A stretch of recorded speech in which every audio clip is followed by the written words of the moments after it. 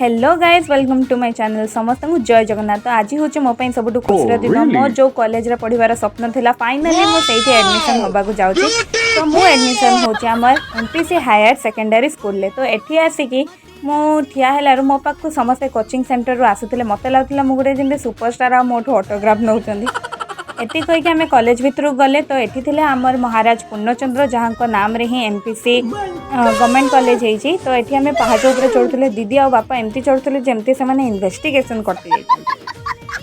तो ये आम आम एडमिशन हॉल रे आसिक पहुँच गले। रूम नंबर थिला 73। सेठी आम सब फॉर्म फिलअप करके एडमिशन फॉर्म देकी सेठू आम एडमिशन कर सारिकी आम आसले रथ बुलाप। रथ पड़ी कौन आम बुलवानी से कौन हो पार। तो माँ कहते जे हूँ घरे कप नाइन कप सब भांगी गला कप नहीं आस ना मुझे चा देवी कौन। तो आम से किसी कप किणिकी हूँ घर को पलि आसले। तो मुझे आज बहुत खुशी। तो आज ब्लॉग मुझे रखुच्छी। धन्यवाद। Tata bye bye.